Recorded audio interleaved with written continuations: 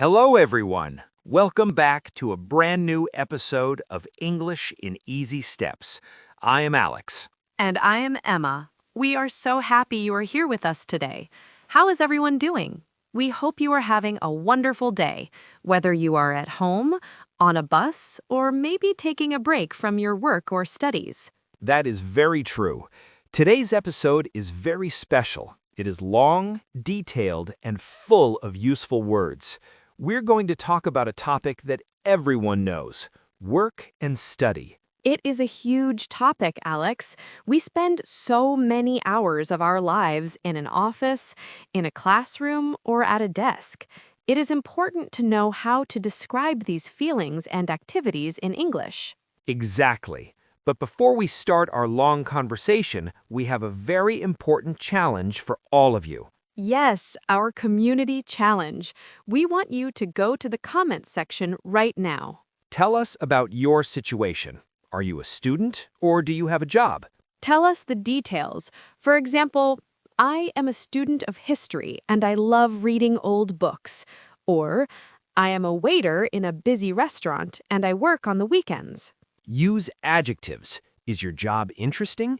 Is your university large? Is your boss friendly? This is the best way to practice. By writing your story, you remember the words better, and we love reading your comments. Now, Emma, let's start with you. You are a student right now. When you think about your university, what is the first thing that comes to your mind? Honestly, Alex, it is the atmosphere. My university is very old. The buildings are made of big gray stones. There are many trees and green grass everywhere. That sounds beautiful. It sounds like a very peaceful place to learn. It is peaceful, but it is also very busy. In the morning, you see hundreds of students walking fast with their backpacks and their coffee cups. I remember that feeling. The energy of a university is amazing. Where do you spend most of your time? I spend most of my time in the library. Our library is huge. It has 5 floors and thousands of books. It has a very specific smell. The smell of old books. I love that smell. Yes, old paper and quiet air. I usually find a small desk near a window on the 3rd floor.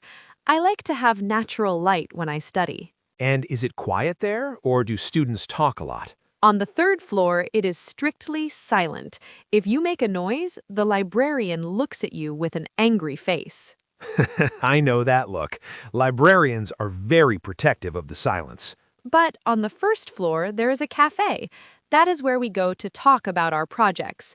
We drink tea, eat muffins, and discuss our lessons. That is the best part of being a student, socializing and sharing ideas. You said you were studying business and marketing, right? Yes, marketing is my passion. I love learning how to create advertisements and how to understand what people want to buy.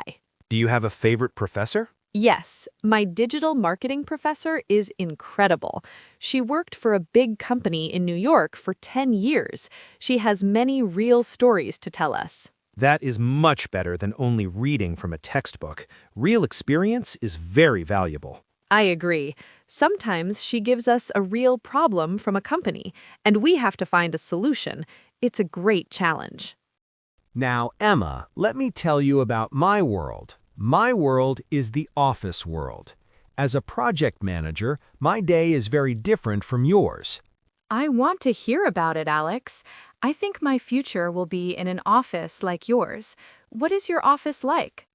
My office is very modern. It is an open plan office. Do you know what that means? Does it mean there are no walls between the desks? Exactly.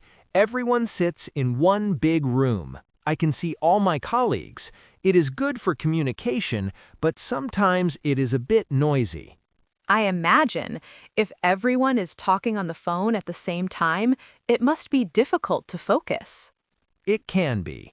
That is why many people use noise-canceling headphones. I use them when I need to write a long report. You mentioned that you check many emails in the morning. What else is on your daily list? Well, a big part of my job is coordination. I have to make sure that the designers, the engineers, and the sales team are all working together. That sounds like you have to be very good at talking to people. Yes, communication is the most important skill in my job. Every morning at 10 o'clock, we have a stand-up meeting. A stand-up meeting? Do you really stand up? Yes, it is a short meeting, only 15 minutes. We stay standing so the meeting doesn't become too long. We say what we did yesterday and what we are going to do today. That is a very smart idea. Long meetings where everyone sits down can be very boring. I agree. After the meeting, I usually have a video call with our clients in London or Singapore. Singapore, wow. So you have to speak English all the time? Yes, my English is not perfect, but I try my best. The clients are very patient. We talk about the deadline of the project. Deadline. That is a very common word in work and study. It is the date when you must finish your work. Exactly, and deadlines can be very stressful. If the deadline is tomorrow and the project is not finished, we have a problem. I have deadlines for my essays too. Last week, I had to finish a 10-page report on international trade. I was working until midnight. I understand that feeling. In the office, we call it working overtime. It means working more hours than your normal schedule. Do you get paid more for working overtime? In my company, yes. But for me, the most important thing is to do a good job. I feel very satisfied when a project is successful. That is the best reward. After a long day of work, what do you do to relax? I always leave the office at 6 o'clock. I walk to the train station. On the train, I listen to music or read a book. I try to forget about the office and the emails. That is very healthy.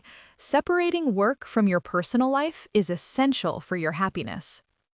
Emma, let's talk about the difficult moments. Studying is not always fun, and work is not always easy. What is the biggest challenge for you as a student? I think the biggest challenge is procrastination. Oh, that is a long and difficult word. What does it mean exactly? Procrastination is when you have something important to do, but you do something else instead. For example, I have to study for an exam, but I decide to clean my room or watch videos of cats on YouTube. Haha, everyone does that sometimes. Procrastination is a big enemy of productivity. It is, and then I feel guilty. I think, oh no, I wasted 3 hours. How do you fight procrastination? I use a timer. I study for 25 minutes and then I take a 5-minute break. It is a famous technique. It helps me stay focused. That is a great tip. In the office, my biggest challenge is difficult people.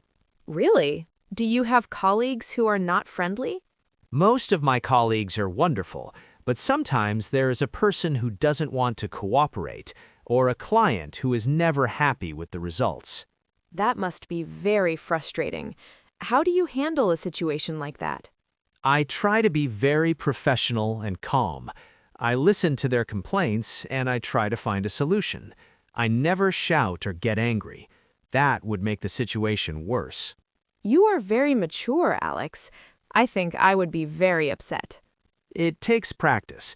Another challenge for me is public speaking. I have to give presentations to the directors of the company. Presentations in front of many people? Yes, sometimes 30 or 40 people are looking at me. My heart beats very fast and my hands shake a little bit. I have to do that in class, too.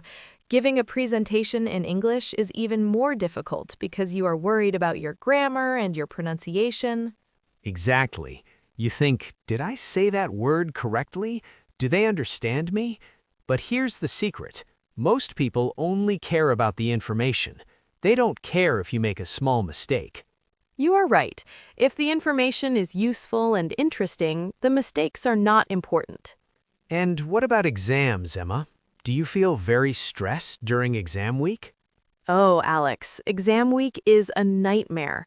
Everyone is stressed. The library is full of people even at 3 o'clock in the morning. Everyone is drinking too much coffee. That doesn't sound very healthy.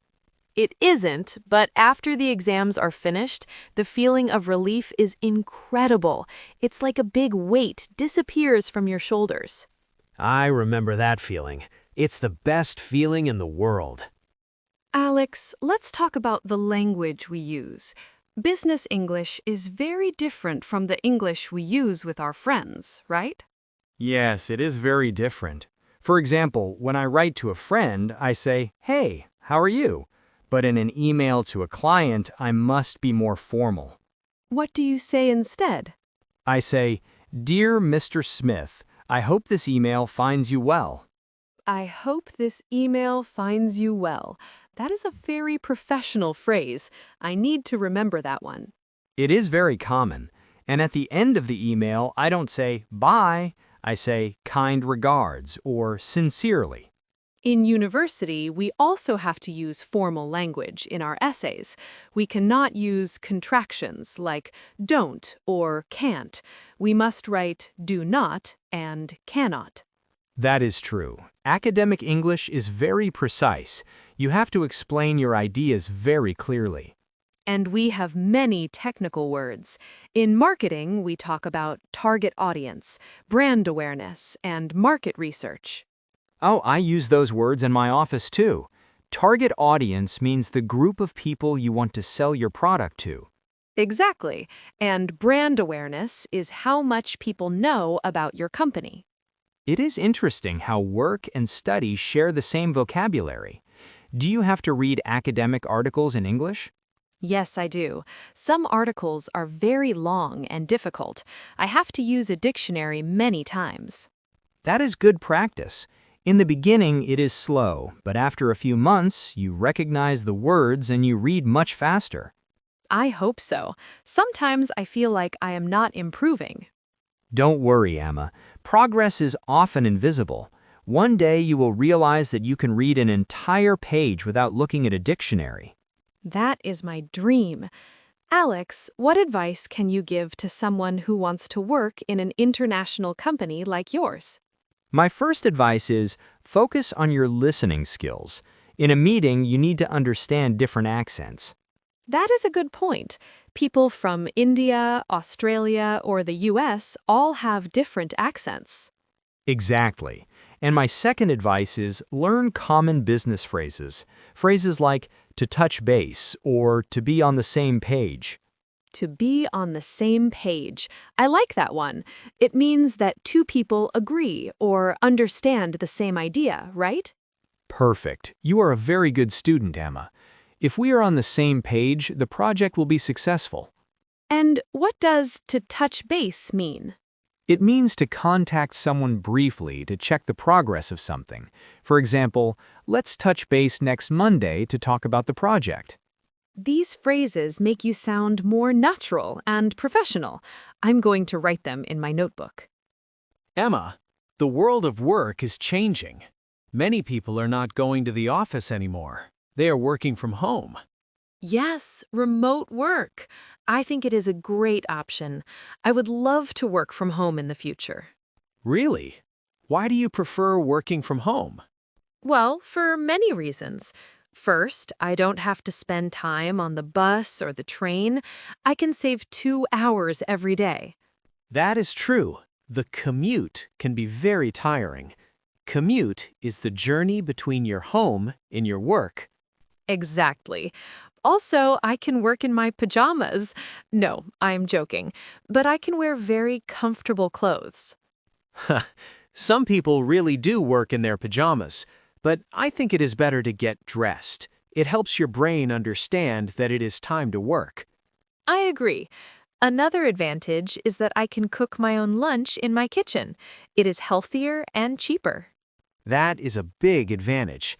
But working from home also has some disadvantages. Like what? It can be very lonely.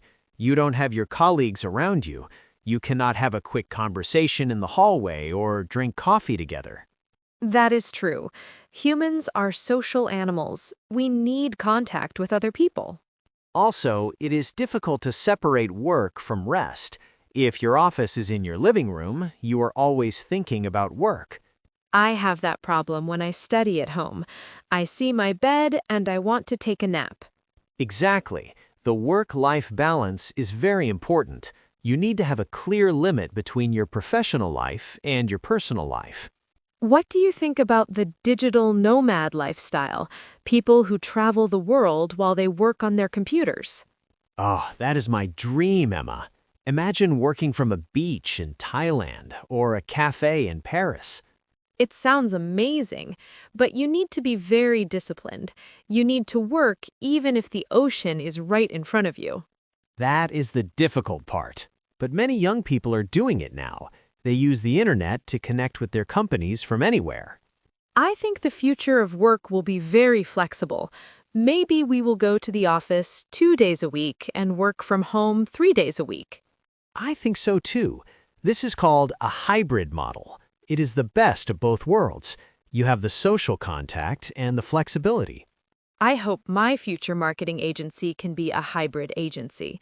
I want my employees to be happy and free. You are going to be a great boss, Emma. You have the right ideas. Thank you, Alex. And I will make sure everyone speaks English in the office so we can have international clients. That is a very ambitious and smart plan. Well, Emma, we have covered many topics today. We talked about university libraries, modern offices, deadlines, and remote work. It was a very rich conversation. I feel that we used a lot of vocabulary that is useful for real life. I hope our listeners feel more confident now. Talking about your career or your education is a big part of every conversation. Let's review some of the most important words and phrases we mentioned. We talked about procrastination and deadlines. Remember, a deadline is a very important date. We talked about the commute and working overtime. We also learned some business idioms, to be on the same page and to touch base. And we mentioned the work-life balance and remote work. Friends, please don't forget our challenge. Go to the comments section right now and tell us about your job or your studies. We're waiting for your stories. Do you work in an office or do you study at home? Do you have a commute? Also, tell us, what is your dream job? We want to know your ambitions. Reading your comments makes us feel connected to you. We are all part of this English in Easy Steps family. If you found this episode useful, please consider subscribing to our channel. It helps us to continue creating long and detailed lessons for you. And click the like button. It is a small action, but it is very important for us. Share this video with a friend who is also learning English or with someone who is looking for a job. It can help them feel more motivated. Remember that learning English is a journey. Some days you will feel like you are walking slowly, and other days you will feel like you're running.